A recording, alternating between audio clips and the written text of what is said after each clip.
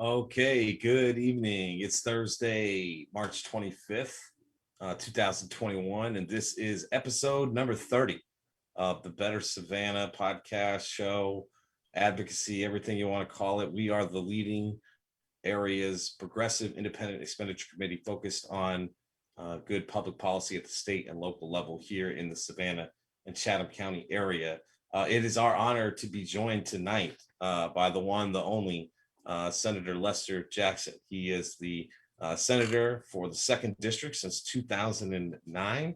As we put in our intro and our post about this show, he's considered by many, including us, to be the most progressive member of our local delegation. He's the longest serving member in the Democratic caucus, I believe, but you'll correct me if I'm wrong about that, Senator. I believe you're the longest serving in the caucus now.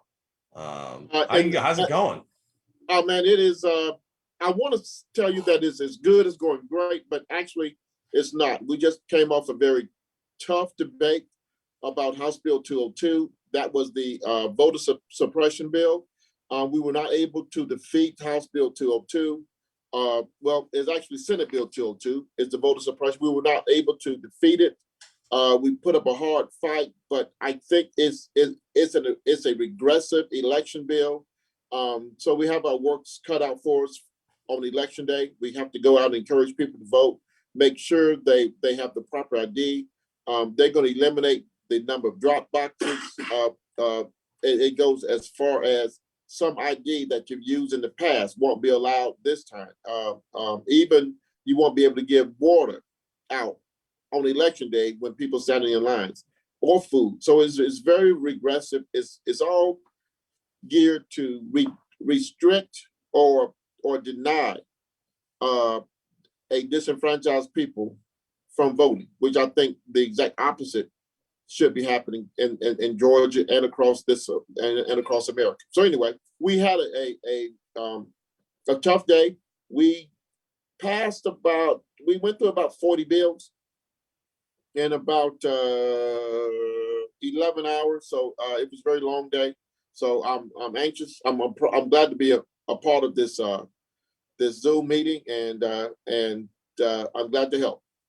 Absolutely. Well, is there anything else that you're working on that you want to share with our audience back here at home? Our audience is probably 90% in your district.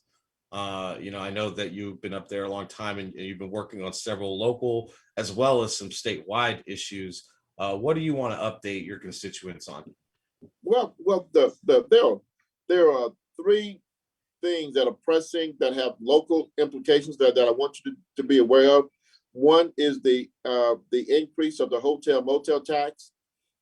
That's still looming. It still has a chance to make its way through the process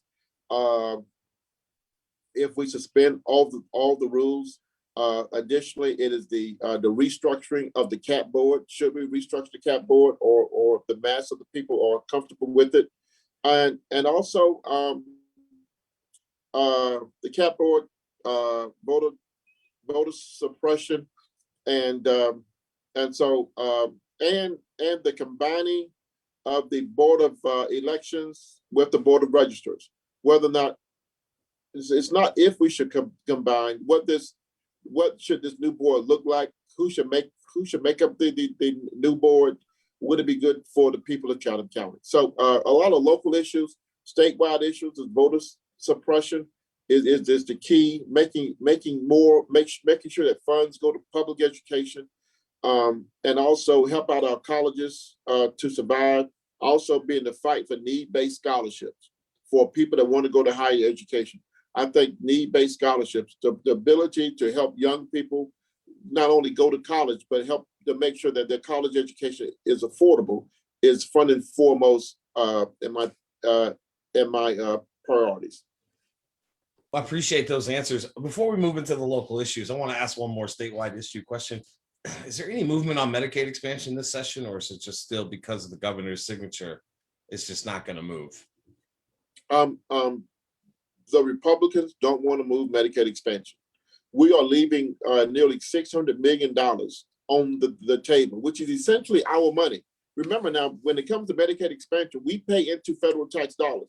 Those monies go to Washington, D.C.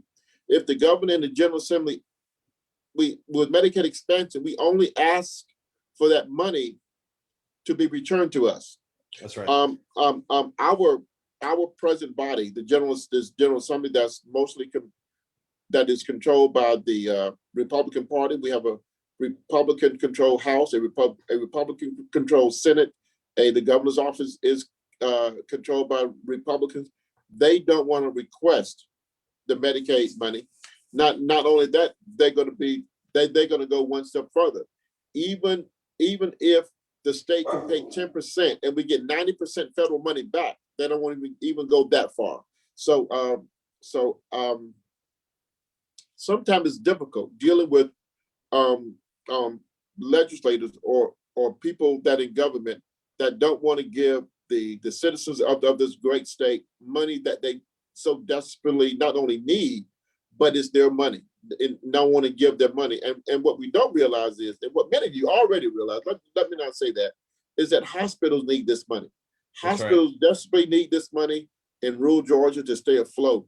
This $600 million we're leaving on the table give more people access to Medicaid, make more people eligible to have health care benefits in Georgia and in America.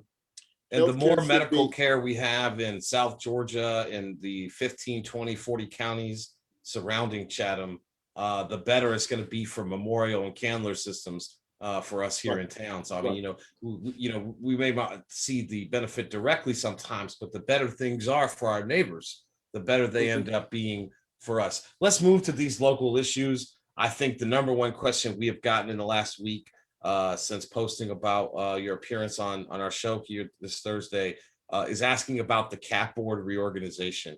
Representative Malo, new to the delegation, has taken this on as a very big issue for his first session.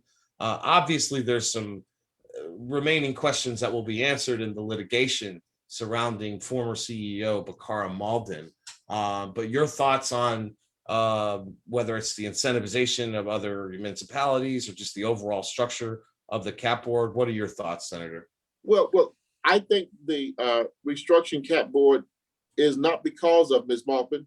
The thought of restructuring board is not centered around her actions and what she did or did not do. Restructuring of the CAP board is a discussion about, for a number of years, many legislators and communities thought that there was some dysfunction in the CAP board, in the selection process, in the selection procedure, and there may be some need to restructure the board. The legislation that Representative Milo has introduced, I kind of like the restructure. I kind of like the way the restructure is.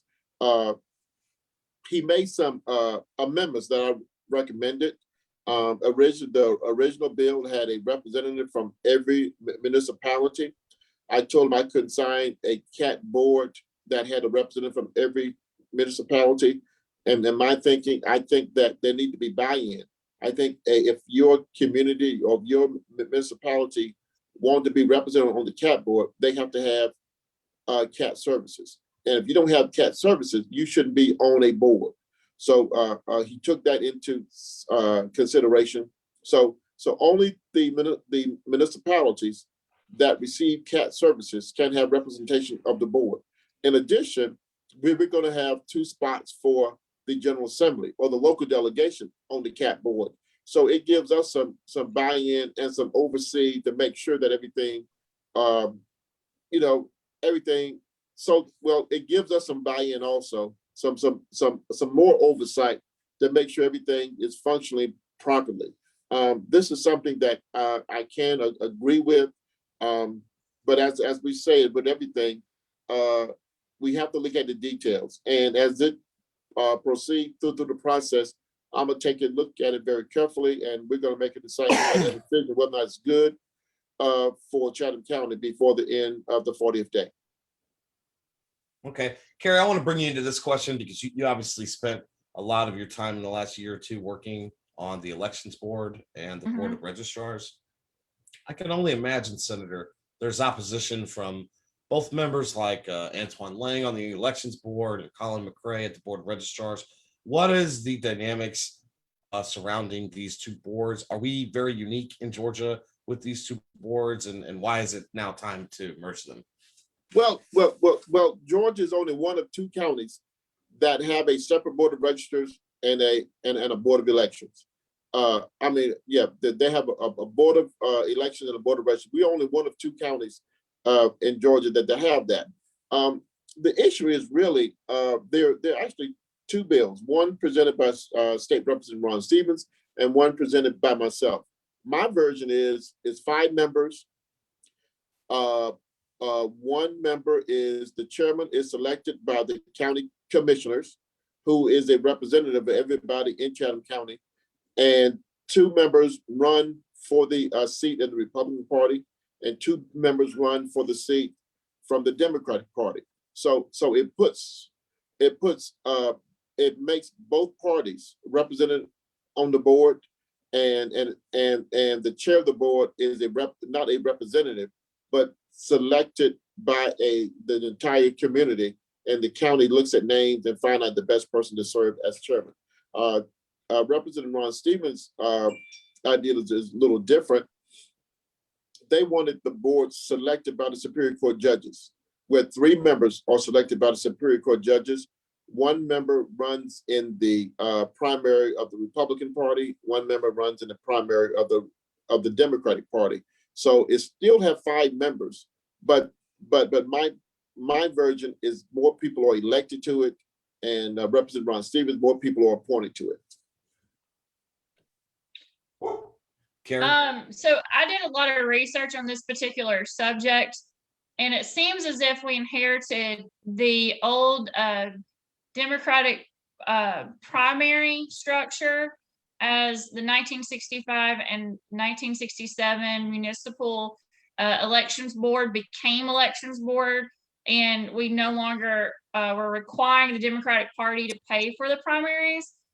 And it seems as if we in Fulton County, Chatham County and Fulton County are one of the last 2 counties to actually combine the boards, because used to you had separate for almost every county, right? So now we're talking about combining these, but one of the issues that we've had in the last 2 years, whether it's Republican or Democrat, is the fact that we don't have a representation that it's constitutional on the board, which is what you bring up, Senator Jackson, which is we don't have an independent or a third party representation on the board. But if we had an appointed chair or appointed position that you're referring to, it would give some flexibility to have some representation that's not just majority Republican or majority Democrat on the board, to give it some balance. And that is the issue that we're running to now with Chatham County, is that the chair and 2 other members, which has 3 members that are Republican, and outnumber the other 2 Democrats. So it's not balanced. And we don't currently have a person who's independent or third party represented on the board. I had presented a couple of different ideas. One was a representation from the different districts, and another, after doing some homework and looking at some progressive other states like New York, California, which is a bad word for a lot of Republicans, because they don't like those states because they're very liberal. But 2 that were appointed by the probate court judge, because he's the election superintendent, 2 that were elected, 1 Republican, 1 Democrat, and then 2 that were, that were appointed by the county commission. But that would be very tricky, because it's very complicated. So out of the 2 that you've told us about, between yourself and Congressman Stevens, I think that, it seems as if your bill. Carrie, your audio is going really out here. Behind it. Senator, can you respond to what her question is? Okay. She's gonna have to repeat her question. I thought was she prefers my version better. And I made reference to Yes. 2 members, right? I think I made a reference to 2 members run in the Republican Party and 2 members are selected that run in the Democratic process. What happens is, though, we need some buy-in from the community. I just don't like appointed people because their representation can be vague. We need people on our registers board and election boards that's not only going to be fair, but a representation of the community. And we want community buy-in. Appointed people, there's a lot of bias when people are appointed to certain positions. And I think the election board and board of registers, if we combine it, is so vitally important to the election process. My good friend John McMaster knows of this, being a former public official. The election board and the board of registers are so vitally important to the community, and the community must have buy-in. And leaving it up to judges, I just don't think it's fair. And representation of the community. I've got a comment just quickly. Thank you, Senator Jackson. The judges are people, we must remember, that hardly ever have competition once they're appointed. So vesting the authority to appoint, I think, just makes it more remote. And I agree with you that that the best course is the most direct course. And judges are, God bless them, but they rarely get competition. So I'm with you. Appointments don't make a lot of sense from the judges. Let's move to that last local issue. This is obviously a hot topic. After you head on down to Savannah, we're gonna play some audio from the paper, in their podcast today. We obviously, we sent Carrie to come testify in front of you guys. We laid out a myriad of reasons why this is not a good deal. Where are we at in this process? Why is it still alive?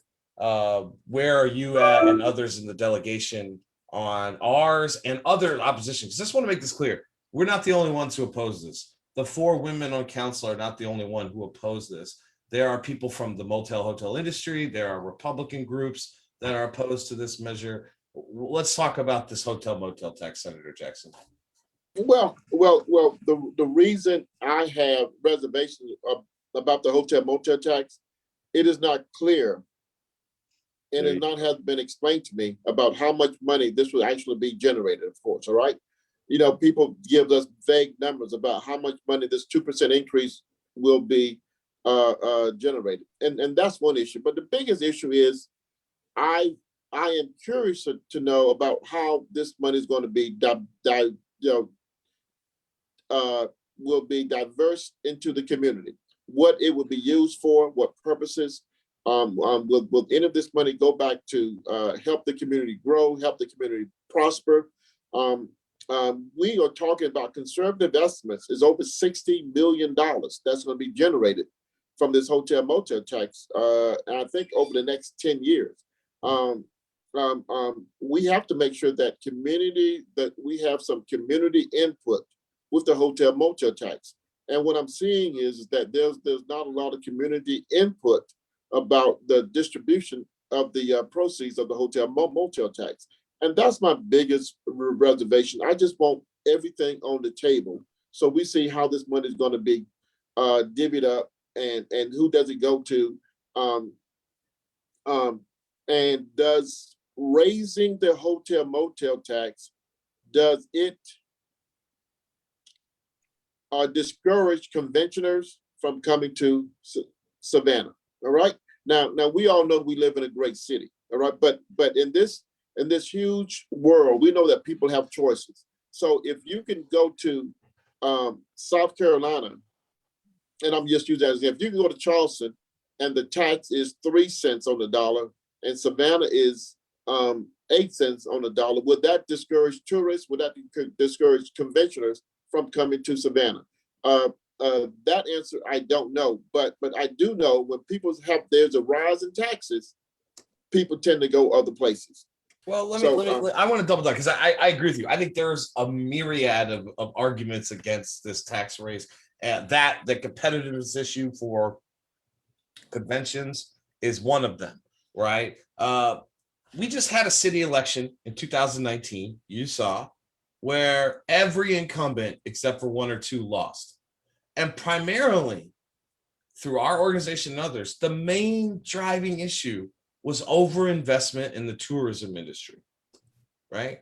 We gave out $250 million in bonds in the last 8 years towards hotels on River Street. We put another, money into the arena that we're gonna have to fund this canal district. And here they come, Johnny come lately with this hotel motel. And it's mostly just kind of a barrage of projects. Half of it seemed to placate certain aldermen to get it passed. And the other half seemed to be Canal District and River Street, more of the same. And I think the downtown tour residents especially, but even more so in the Baldwin Park and Thomas Square neighborhoods, all of which are in your district, are really tired of the ever-growing tourism industry and question why we should be investing in it, unless there's going to be those equity considerations, those concessions. We're going to do 65 million in projects, but there's no guarantees on local or minority participation on the labor. And you and I both have talked about this. The wages of the tourism industry are lower than that of the construction industry, which will build these projects for the tourism industry. So I think there's this want for equity. Why don't you touch on those subjects real quick for me? Well, we know that the tourism industry, most of the job does not do livable wages. All right, and when we're investing into a operation where the employees don't get a fair and livable wage, and so why are we encouraging tourism? I know it sounds good and it sounds sexy, but we should be investing in not only organizations, but we should be investing in plans that's going to give Georgians and Savannahans and people of Chatham County and the greater coastal empire livable wages. And the tourism industry just don't do it. But the tourism is so big, I think that we can invest some of that money back into the community. What people don't know is the unemployment rate in Savannah. The numbers say it's low, but our unemployment rate is high. The people that live on fixed income is extremely high. Our crime in Savannah is extreme high. We don't have enough job opportunities that produce a livable wage. So what I'm asking is that we look at opportunities for everybody in this community. We invest in this community, and we do things that's going to make Savannah grow, that's going to make Chatham County grow, that's going to benefit the masses of the people. Senator, I appreciate those answers. I know you've got a heart out here so you can get back to town for Friday here in Savannah like you normally do. I want to close with this topic. You have been a stalwart in the Democratic Party for a long time here. You've been in and around politics for 25 or 30 years. Can you give us some insight into the perspective of this divided city council, the Chatham County Democratic Party as a whole? There seems to be some division locally, and as a longtime stalwart of the party, I'm interested in your perspective on it. Well, there seems to be division in City Hall. I'm just going to encourage all our elected leaders to try to work together, to try to work out their differences. The people of Chatham County, the people of Savannah, the people of Garden City, Tybee, and all the municipalities. This is not about Democratic Party or Republican Party. These issues are not about black or white. These are not about the sex or your religious affiliation. It's not about your religion affiliation. It's about us, Chatham County, Savannah, and all these municipalities working together for the benefit of us all in one unit. And whether you hold elected office or you serve the public, we all must learn to work together, because Savannah is depending on us to work together. We cannot solve anything if we don't work together as a unit. So I'm encouraging everybody. Let's put partisanships aside. Let's put this division aside, and in Chatham, in the greater Chatham County area, let's all work together for the benefit of all people. So I'm a part, I want to be a part of that some solution. That's why I look at every piece of legislation and look at to see how it affects the community as a whole. So I want to be a part of the solution, and I'm encouraging all public officials, let's be a part of the solution, and let's put partisanship aside. Let's put this separation aside, and let's learn to work together. I appreciate that answer. Well, look, we really appreciate the time that you agreed to give us here tonight. I know that you're super busy and you just had a long, grueling day on the floor, and you're about to take that long drive back from the Capitol to here, your hometown in Savannah. Anything else you'd like to share with our audience before you hop on the road? I'm open for a couple of questions.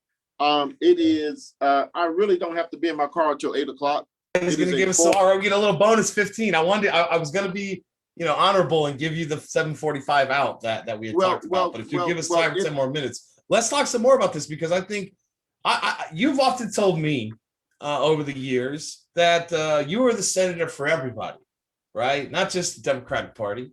There's, even though a Republican has never run against you in this seat. They have. It's been a long time, at least. Been a long time. I think I found it striking that the city manager and mayor have had such strong language this week about you guys should consider this. And you're telling us it's still alive here at the 11th hour, even though the Government Affairs Committee is supposed to shut down all local legislation after tomorrow. I mean, what do you think about where we're at on this hotel motel tax issue? Do you think it's going to pass? In the policies of government, we can suspend the rules. Okay, we can suspend the rules and take on action of anything up until the 40th day. All right. Traditionally, at the close of business on the 38th day, that no local legislation can pass, but we can suspend the rules. So we say in government it's never over till it's over, and things aren't over till the 40th day. And I have been a representative of all the people. I remember my first years in service. I signed on with many Republicans and signed on to the property freeze bill, and that wasn't a traditionally, Day. Stevens right? Day. Yeah. You call it Stevens Day bill, right? People call it Stevens Day bill, and that was the Stevens Day Jackson bill. Is that what it's supposed to be called? Well, Stevens Day only applied to Chatham County. There was a separate bill we called the Savannah property freeze bill that was introduced by me that froze the property taxes just in Savannah, Georgia, and they had a CPI. But people know the Stevens Day bill, but I also had a property tax bill that related just to the city of Savannah. But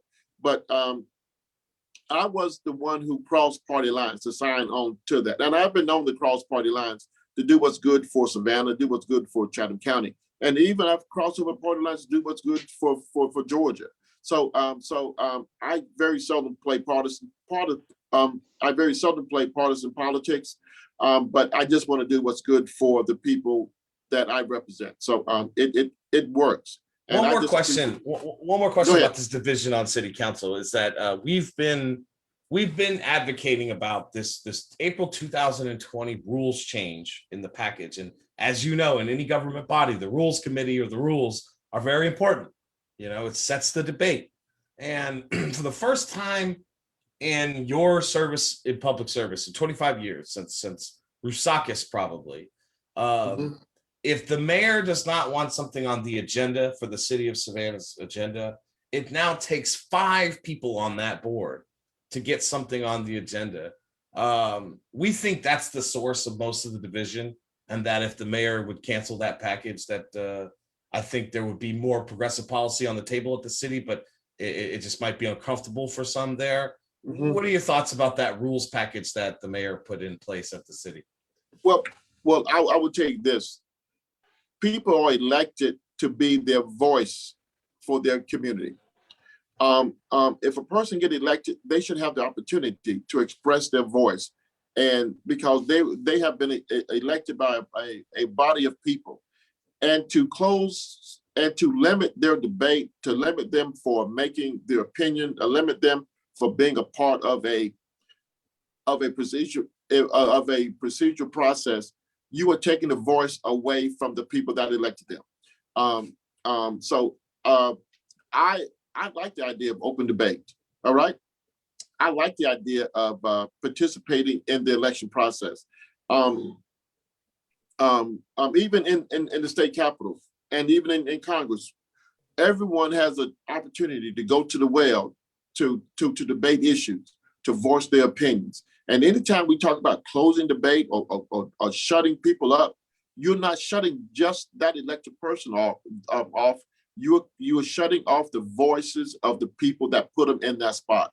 So I don't like all decisions that are made, but I just hope that we can allow every elected official to have an open debate and open dialogue, so that we can move our communities forward.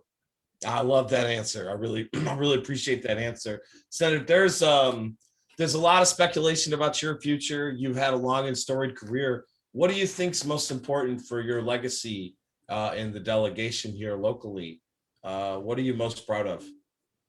What I'm most proud of, it could be, I'm most proud of is that I have a loving and supportive wife that really Great answer right there. That really likes my hobby, and my children has made tremendous sacrifices because their dad is gone a lot.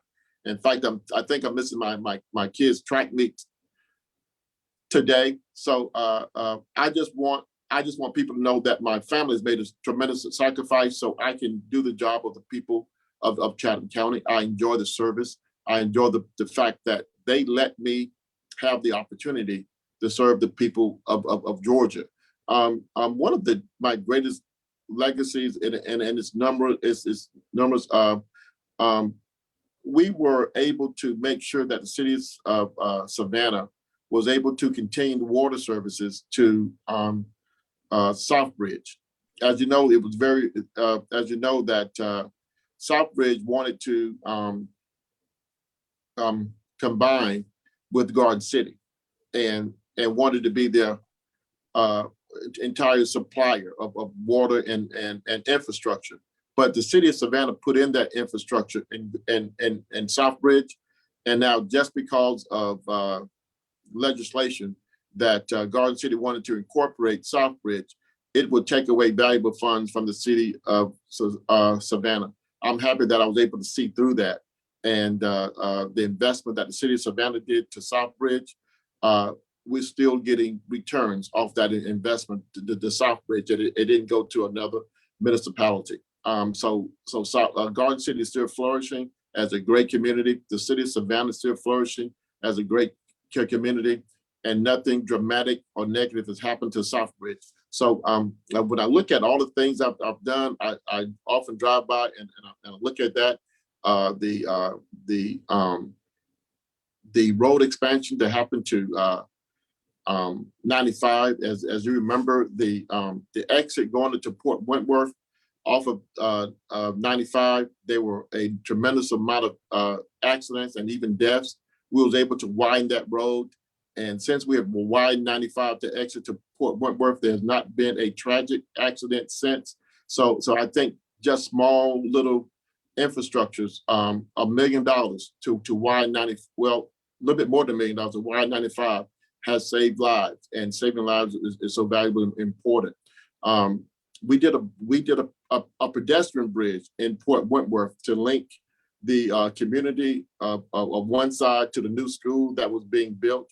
There was a K through 8th school being built in the Port Wentworth community, and the city and the school board wanted a traffic light so young kids could cross the street to go to school. And I said that was unacceptable. So we got necessary funds that we built a $1.8 billion pedestrian bridge so young people could go to school safe and not have to be bothered by traffic on 221. So as we used to hold the burning signs, but on that pedestrian bridge in 2016. Yeah, hold the burning lights above that bridge. Right. No, I know exactly what bridge you're talking about. I always like to give their leaders a chance to talk about their successes, because we've been pointing out, Senator Jackson, and I'm interested in your take on this, because I don't hold you personally responsible, but you have overseen, from your position in the delegation, untold growth in Chatham County the last 2 decades. Since 1995, we have grown faster than the national average, probably 9 out of 10 years every year, every decade. But yet still there persists this 27%, 28% poverty in the city. It's about 17 or 18% at the county level. It's much higher than the national average, and it is the source of the excess crime that we're all very concerned about. What are your thoughts on either things we've missed along the way or what we can do now? What should we be doing about these poverty numbers? Well, these are things that I have been working on, and many of these issues that I have brought up have fallen on deaf ears.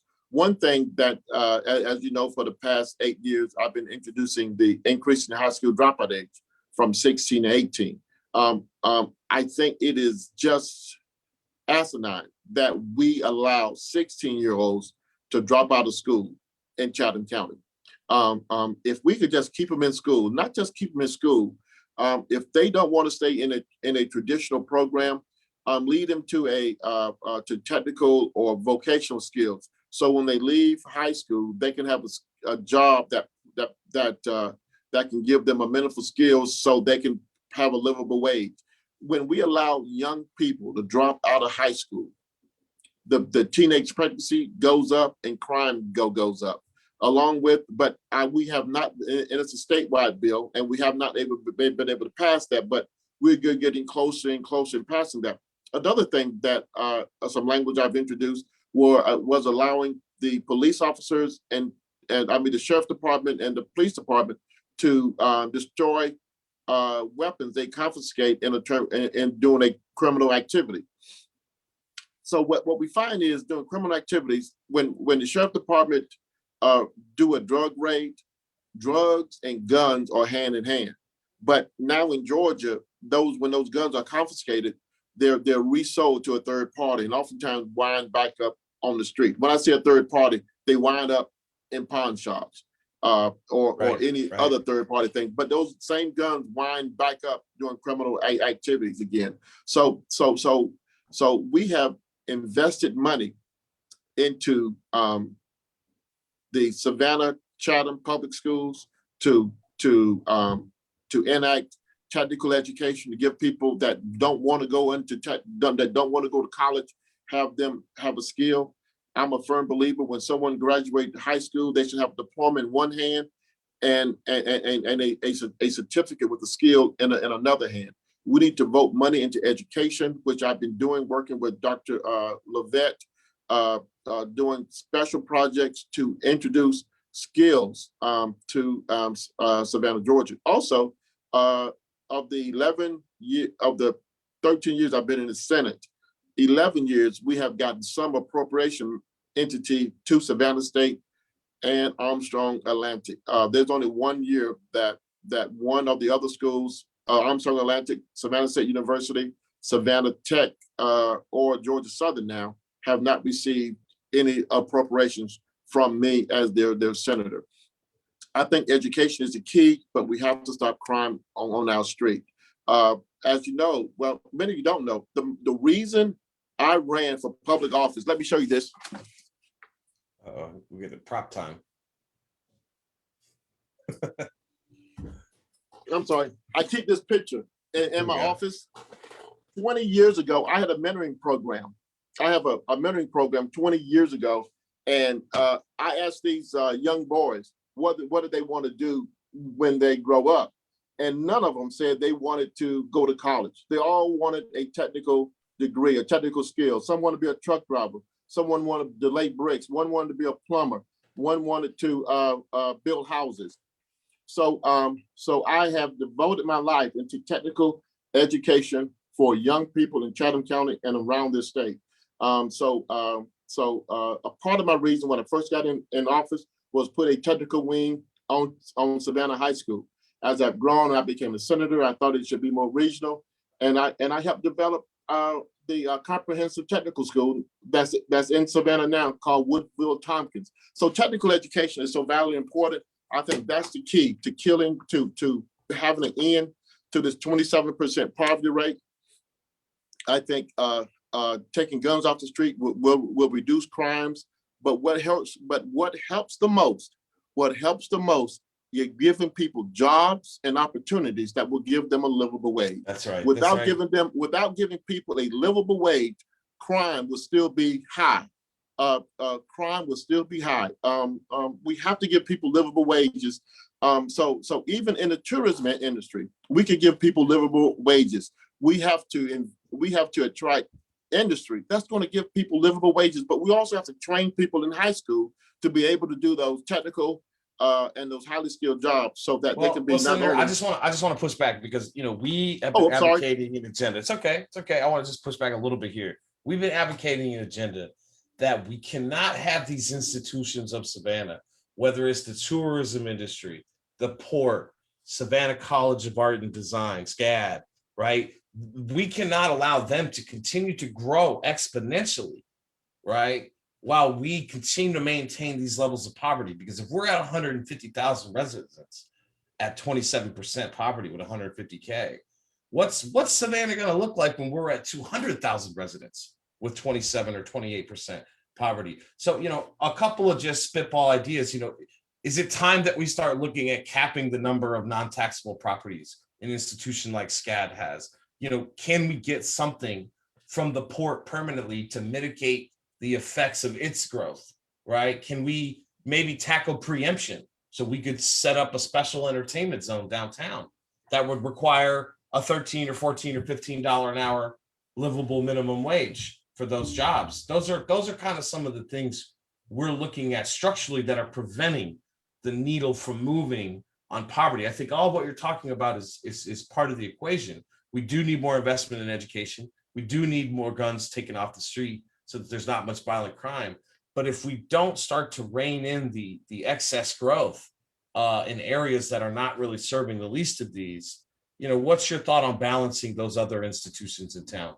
Well, I'm gonna be simply, if everybody's to prosper, if we're really serious about reducing the poverty rate, everyone must buy in. Everyone must pay their fair share. And we're finding out that everyone's not paying their fair share when it comes to public transportation.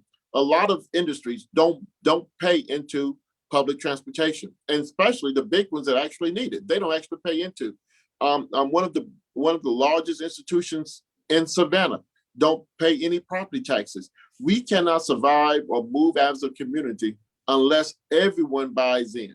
We cannot prosper unless especially the people who produce the most money also give into our tax structure. And in a lot of cases, that's not happening. So we all have to work together to make sure this happens for us.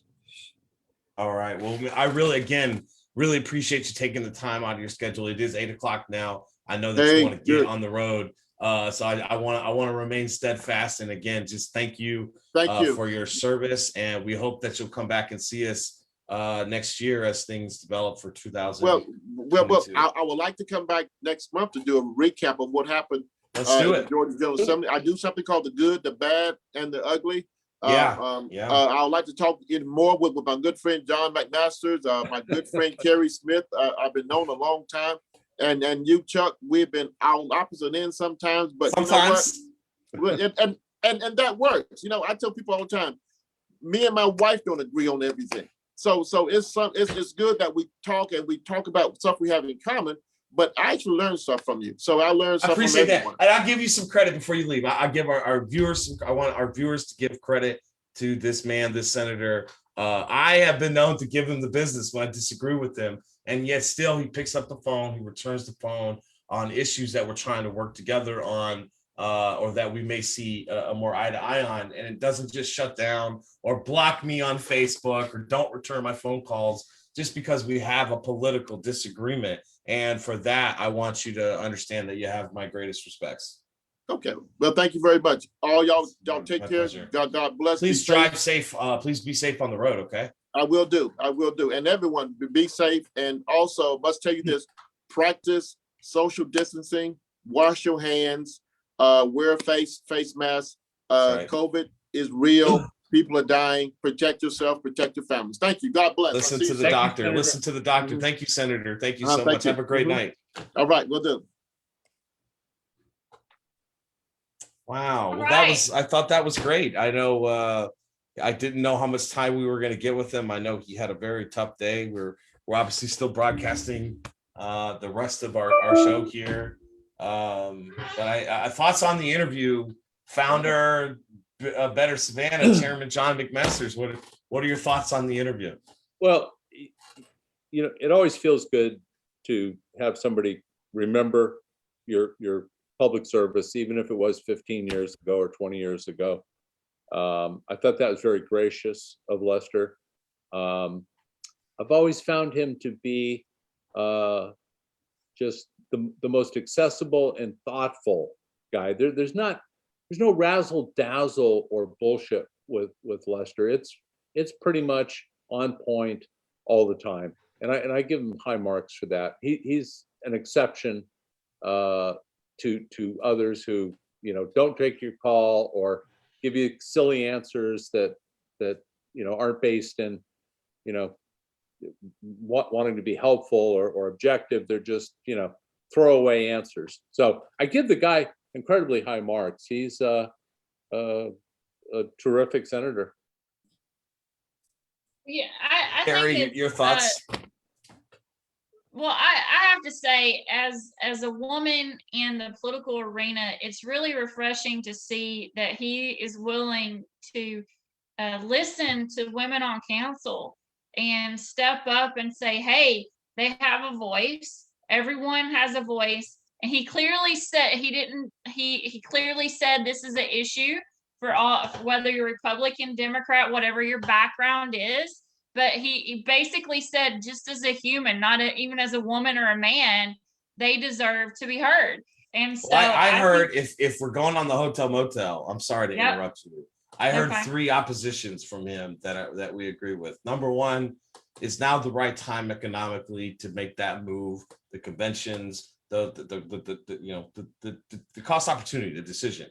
Number 2 was, where is the equity going to be spent in that money, those funds? Not enough equity. 3, there's not enough buy-in from all sides of council. And I think that message is being sent from a very senior Democratic Party leader. You and I have been in the political world a long time. You know, did you hear? I'm trying to parse through some of the words that the senator, and I gave most of the interview, obviously. So tell our viewers what you gathered, because I'm still in the frame of mind of having interviewed. Okay, look. Okay, if I go, Carrie. The two messages that I took away there. Lester said this council needs to work together for the people they represent, for the city of Savannah. And the counterpart to that was he's not happy with the rules package. He clearly said this effort, if it is prohibiting a duly elected representative from bringing to the well, is his expression, or to the agenda here locally, the issues that are of great importance to their constituents in their district or citywide. I heard him say that's not a good outcome. So I think we can connect those two and say that an awful lot of the dissension on council is the result of the rules package change that shut down access to 40% of council. I think one of the letters that I got from this group is actually from the Republican women, and the letter that I got from them that I didn't think about for the hotel motel tax for House Bill 317 is the one we're talking about, that it removes extended stay and lodging that provides physical shelter from the additional excise tax. And I think that's interesting because that's one point that I haven't heard come up. And he talked about how not even just talking about this, but he talked about how, if we're competing with South Carolina, would somebody skip over Savannah as a destination to go somewhere else where they can save $10, $20 or more? If you're looking at between 4% tax to 6% tax, if you're thinking about an increase to 8% tax. All right, I'm back. So it looks like, obviously city council's meeting right now. I know that our normal large live audience may not be with here for the broadcast, but I do want to just keep talking about this hotel motel. So we had an article this morning in the Savannah Morning News and yesterday online that the hotel motel tax deal was killed and that it was not going to come up. And here we have the senator at the 11th hour. It's still got a chance for them to suspend the rules and throw this thing in. And so I'm interested in you guys' reaction to this week of back and forth on this issue, and especially in the context of the interview we just had with the senator. Well, Chuck, I didn't get a chance to ask, but the question that should have been asked is, how often do you guys absolutely suspend your rules to cobble together and push through at the last minute a piece of legislation? I don't remember the names, but there's a famous photo from the Georgia General Assembly of a state representative hanging over the railing on the second floor balcony and manually turning the clock back to midnight, because they had, the as it goes, the session ends at midnight on the 40th day, and they were, just debating over time, and they went over time, and this state rep just climbs up there, hangs up there, and puts the finger back at 12, and they vote on the budget and pass it and call it a night. From time to time, I've seen it happen. It's definitely not a normal procedure. I think that was what he was communicating. It's not something that's used normally. And this just, it shows you the length those who are interested in this passing will go. I can't imagine what type of lobbying and pressure there must be on both sides. So we want to encourage everybody watching, everybody who is involved in watching this page and understands our agenda. Please contact your senators and your representatives in the delegation between now and Monday. Tuesday. Session ends next Wednesday at midnight. So we've got 3 more legislative days to get this killed. Yeah. I also see this whole debate becoming sort of extraordinary, in the sense that beyond the flaws of a rushed plan, beyond the African-American packaging that they cobbled onto it at the last minute to get support for it. It almost seems like this is a proxy war that the mayor, who's fronting very heavily for Visit Savannah and the Chamber of Commerce, tourism industry, along with his city manager, they don't want to lose this to the 2 alderwomen at large and the 2 district alderwomen. I think it's bigger than that. As much as I respect the 4 alderwomen on our city council and support them in 75 to 90% of what they're trying to do, I think there's a bigger battle here between the establishment that wants more tourism and those of us residents who don't. I made that point to the senator, and he didn't really address it as much as I'd hoped, but we just had this huge election 2 years ago, John, where tourism was the #1 industry. Overinvestment, $250 million in bonds, a crappy splosh for the arena, that had a lot of opposition. And here we are, and we're just supposed to lay down and not fight this? This preoccupation with coddling the tourism industry got the last council voted out. That's right. So, and we've got people who are thought leaders, going around acting like this is some undemocratic thing to fight at the next level. It requires 2 levels of government, the city council and the delegation. The city council passed it. 4 women decided on there that 4 Alderwomen said it wasn't a good deal. And there are those of us in the community who agree with them for various reasons on both sides of the issue. I just So go I ahead. just Go ahead, want Carrie. I just want to put out two important key pieces that came out this week. One is the precedent that is being set to members or shaming members of council that disagree with the $3 billion annually that Visit Savannah get, which the biggest proponents for this hotel motel tax happen to be Visit Savannah and Tourism Leadership Council. So the other side to this is that you didn't hear in the mayor's or the city manager's press conference or in the meeting earlier today or any of the other pro hotel motel tax publications come out. There's been no mention of the DEI plan. There's been no Diversity, mention. equity, and inclusion.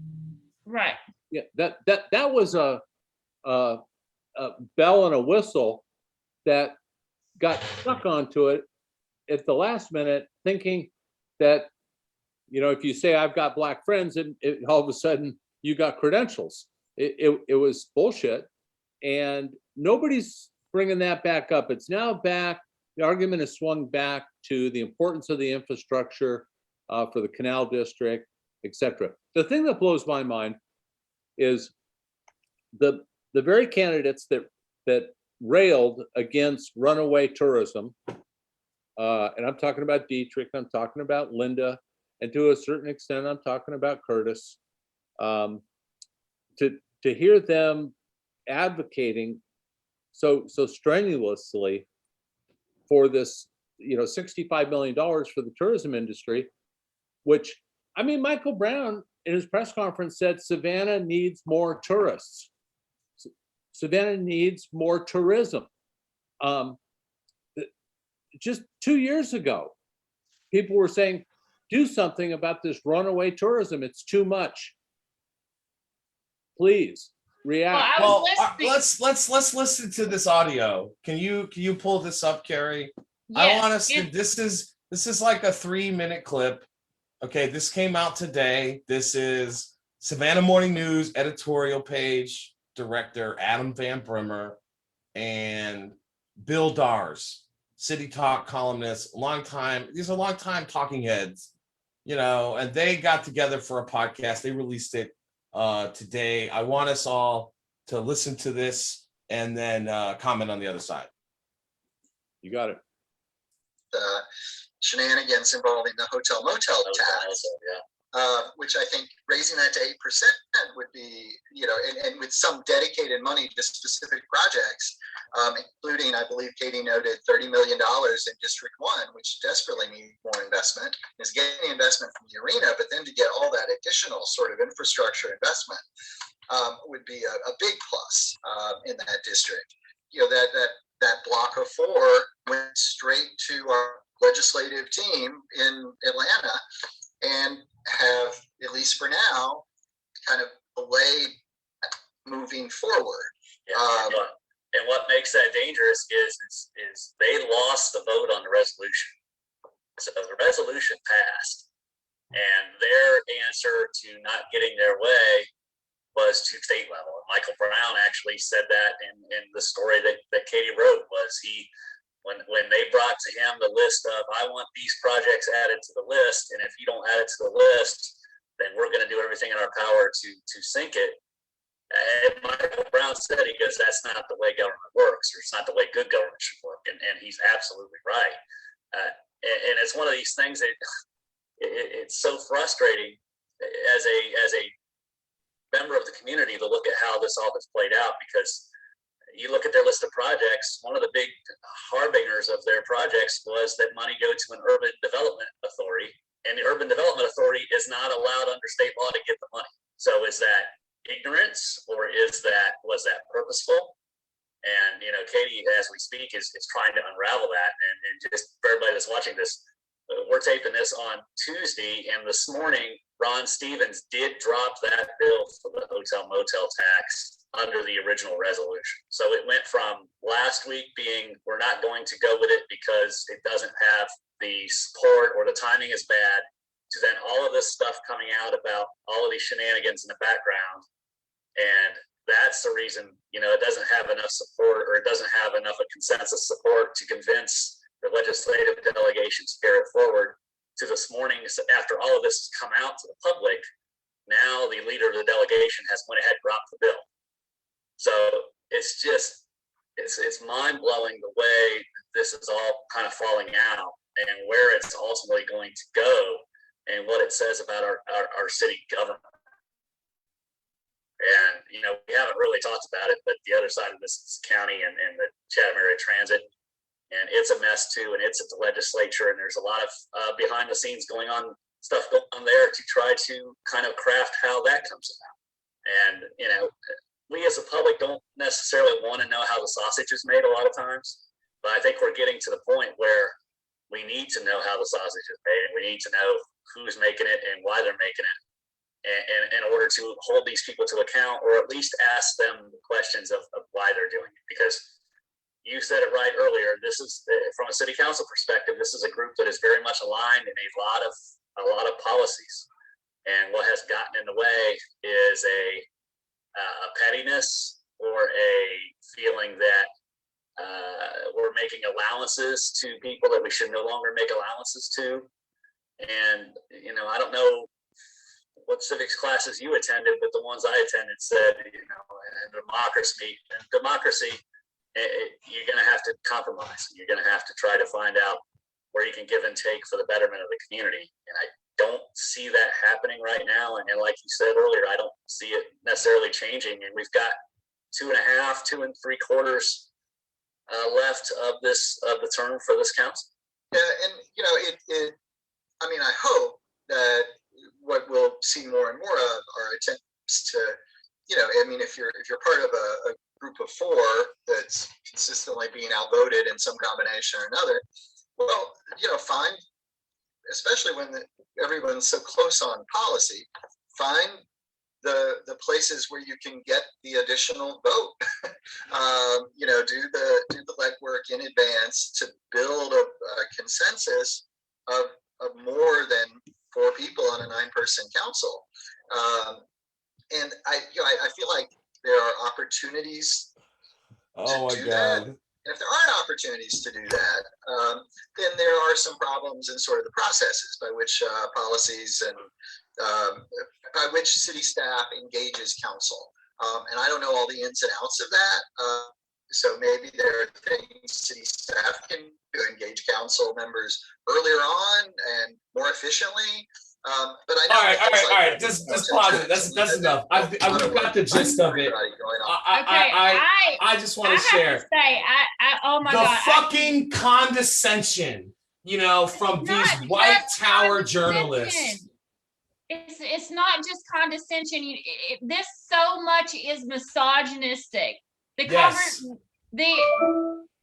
analogy of a sausage, okay, and then the word ignorance, okay, and then not a civics class. I just took notes. I just took a bunch of notes. And John, I called you before we started, recording this episode tonight, and I told you, we just got to talk about this. I'm about to have a heart attack over here. A couple of things. The way he says our city government with that extra tone, the way they say that block of 4, and when he says they lost the vote, we lost the vote.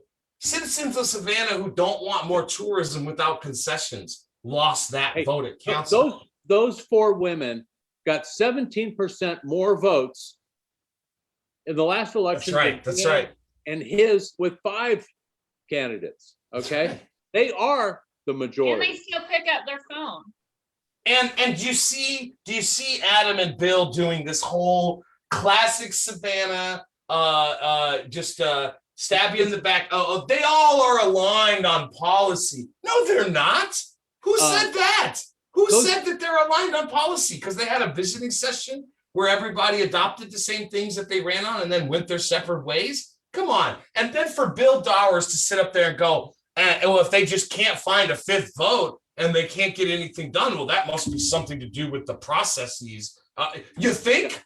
You think that you mean the rules package that the mayor forced through with a 5-4 vote to prevent things from being added onto the council agenda?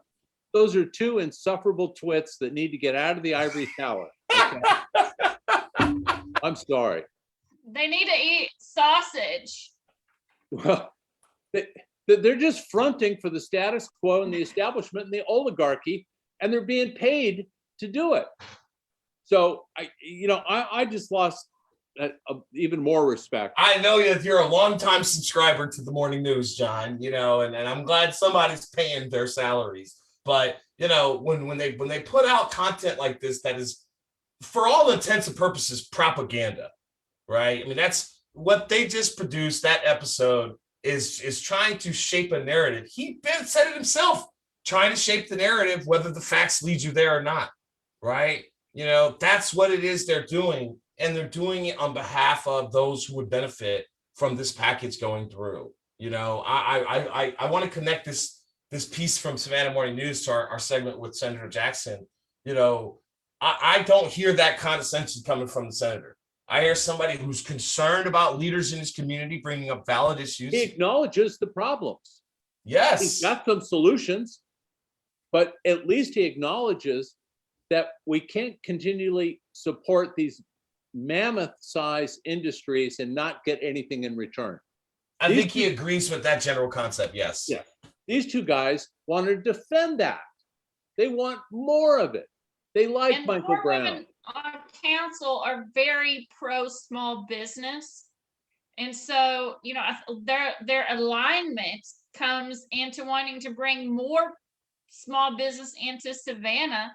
If you can't afford to bring a small business here, I think they also speak for, the small guy, because They're not the establishment. obviously, They're not the establishment. They want to make no.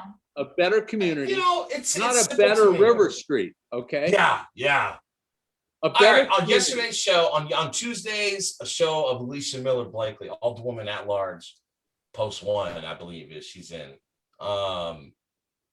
She had on former Representative J. Craig Gordon, who started the Urban Development Authority that's referenced in that clip we listened to. And Craig Gordon's always had this kind of in his wheelhouse of speech. He always brings this story up about the former mayor of Atlanta, Maynard Jackson. And when they decided to build that airport that we all use when we fly out of Georgia, right? We go to Atlanta and fly out of Georgia. He said, we're not doing this project with city funds unless we make Black millionaires, and it's amazing that for the first time in Savannah's history, we have this city council that's made up of a majority Black council, and a majority of that majority, meaning there are 7 Black representatives on council, and 4 of them are hardline advocating for more equity, more diversity, and more inclusion. Exactly what Visit Savannah sold this increase on in the first place was diversity, equity, and inclusion. And because they're demanding it from all levels of government, all of a sudden now they're undemocratic. And as if Lester Jackson doesn't report to us, the same primary electorate that sends him there every 2 years. Chuck, I gotta temper you in your statement. I'll take a break. Please carry the show for a minute. Okay. The DEI component of this 2% increase was not a heartfelt, genuine, authentic motivation on the part of Visit Savannah. It was window It's empty. dressing. It was exactly, Carrie. It was hollow. It was cobbled together at the last minute. They didn't even bother to write a plan. They said, give us the $7.2 million more per year.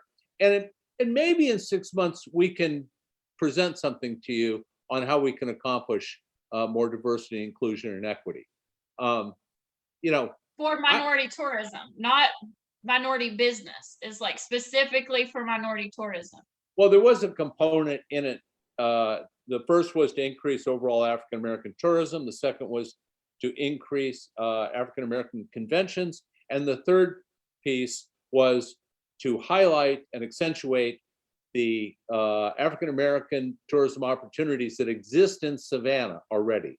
So listen, it sounded good. I don't think there was any authenticity to those. There was no intentionalism to that plan. And they got called out, they got busted out.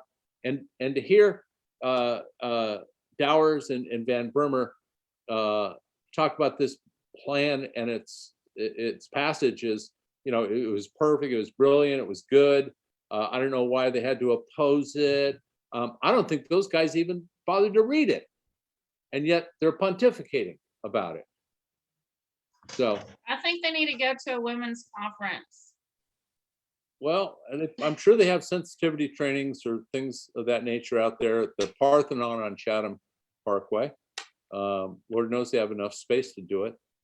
I'm just so disappointed in some of the people who are presenting as progressive, thoughtful, liberal people in our community, and whether they're journalists or not. They're not any of those things. They put it on when it's convenient, but they don't manifest anything in their dialogue to help make those things actually happen. They're institutionalists and they're proxies for the oligarchy. And I'm just glad we have 4 women on council that are willing to tell the truth, as painful as it may be, and ask the general public to support them. And I see the general public lining up behind them. Business as usual is an old model that failed 15 or 20 years ago. Jay Jones made a comment stating that follow the money and that they didn't have to have a plan in the past. He makes a great point, Carrie, because this is your 3-year-old pitching a fit to get his way. And that has always worked for the Chamber, Visit Savannah, and the Tourism Leadership Council. The last administration did exactly that. And they weren't clever about it. They were, we're gonna issue bonds, we're gonna beef up River Street, we're gonna beef up Broughton Street, we're gonna give the tourism industry everything it wants. And look what happened to them. And now, it's not that much later, it's only 2 years later, and they're doing the same damn thing. I hope those that have gone back on their campaign commitments get slapped down and slapped down hard. Hey, you said it. You said it. I want to bring up just one more topic before we end the show, because one of these institutions that we mentioned, Senator Jackson brought up a good response, I thought, and that was the issue of SCAD. And we just had this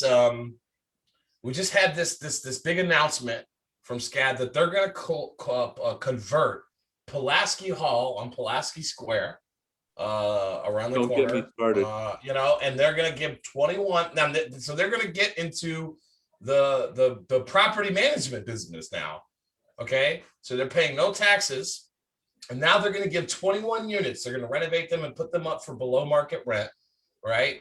All the while, keep in mind that they just closed on the Chatham Apartments, where they took 5 or 6 or 7 times that of affordable housing units off the market. Chuck, 233 affordable apartments. Is that how many were in there? Yes. Holy crap! It was that many. Yeah. Dear God, I'm working on a video. So we give a 10-to-1 swap, right? you give us 10 affordable housing units, right? And we'll give you 100 back. What sense does that make?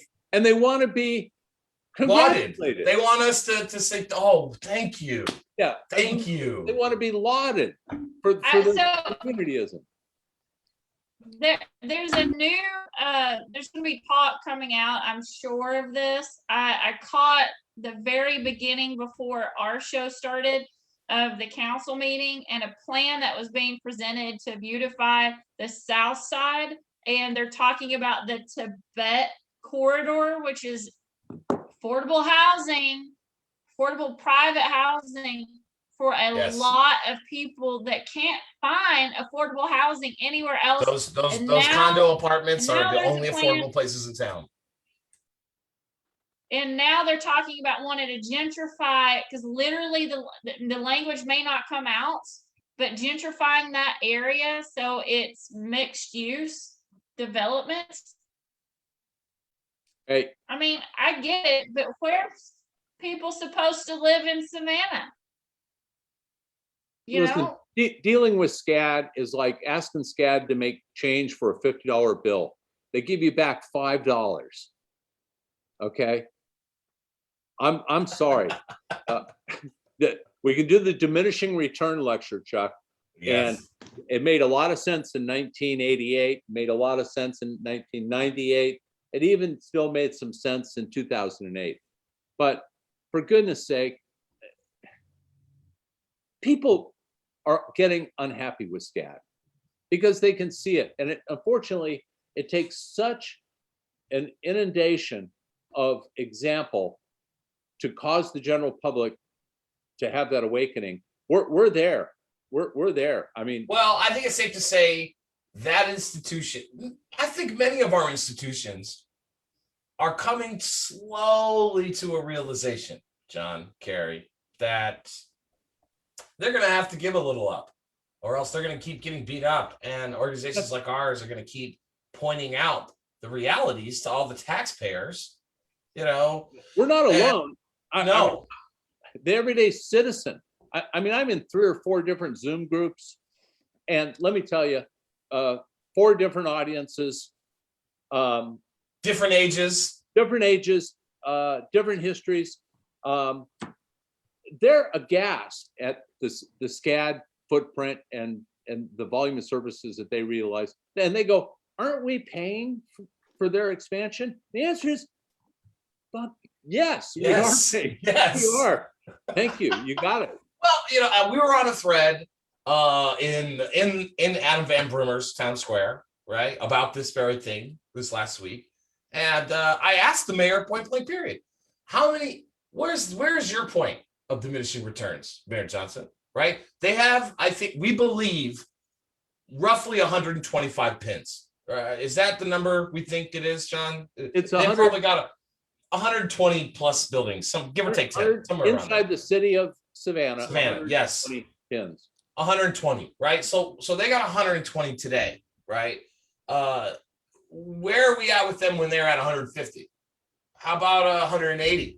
How about 225? Where does it end? Yeah. Right? Because again, if we're not right today, if we're early to this policy, let's say we're just a little too soon, right? Maybe the point of diminishing returns is when they get to 150 buildings that are off the tax rolls, right?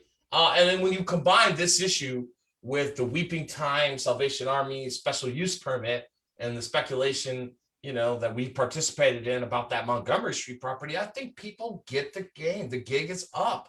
You Chuck, know, wait till I show you the street addresses. You would not believe the number of pins located out by Victory and Montgomery. They're everywhere, and they're little. they want that. They want that corridor next. Yep. You know, I think people forget that just 4 years ago, we had a major global neo-populist, and I call it neo-populist movement in my That's right. dissertation research. And, you know, that it's not dwindled, it's expanded. I don't care if you're progressive, radical, conservative. Populism is here to stay because we're transforming out of democracy into something else. You know, like we don't know what the identity is yet. You know, in a lot of European countries are a mix, a breed in between a lot of different levels of democracies and communism and socialism. And, you know, we still have capitalism, but at the very essence, like, people got to be accountable to the public. People are involved, they're engaged, and they're not going away. Carrie, And so, I'm sorry, it feels like fucking Fort Apache in Savannah, yeah, the last outpost.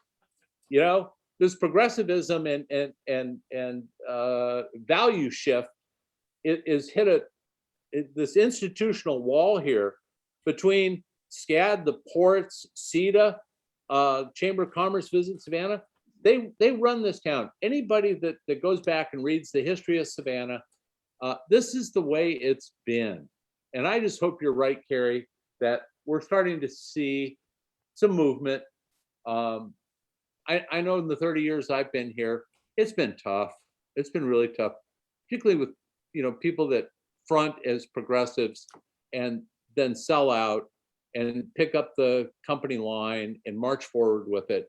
I'm ready. We thought we had it at the last election at the city level. We thought we were sitting pretty, but of course, Let me throw in a supposition along these lines. And John, you've been here, for 177 years.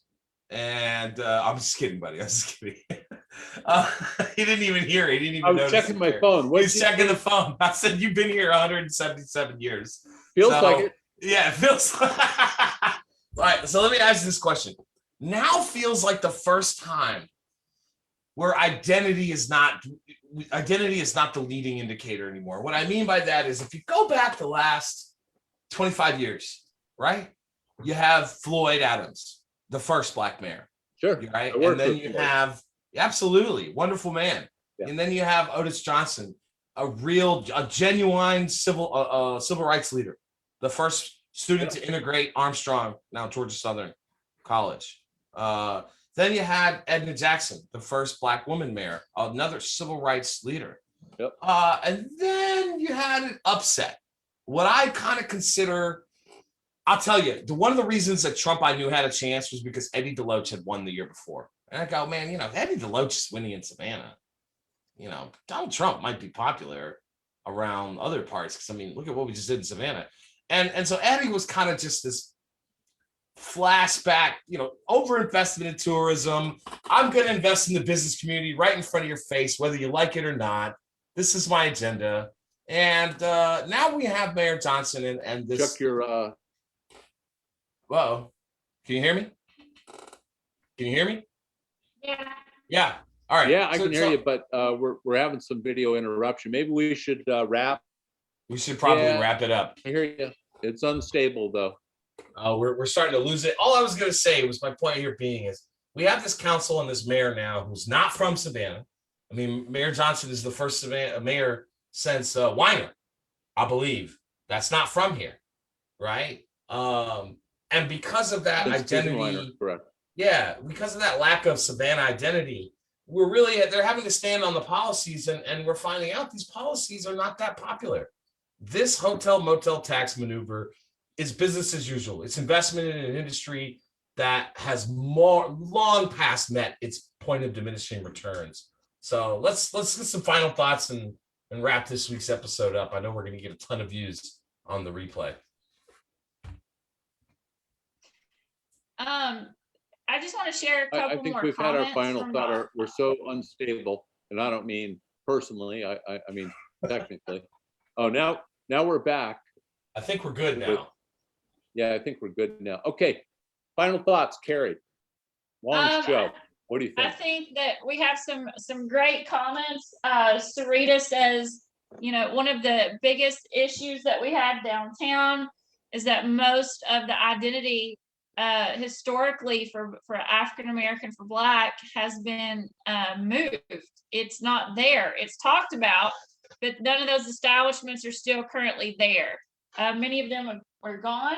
And Jay Jones says, what will Curtis Purdy do on the South Side? So,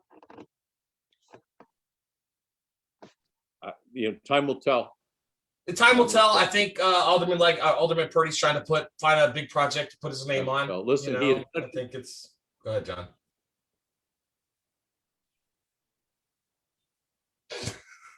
Listen, he's such an improvement over Tony Thomas. Yeah. And to be fair, Linda Bryant is a improvement over John Hall.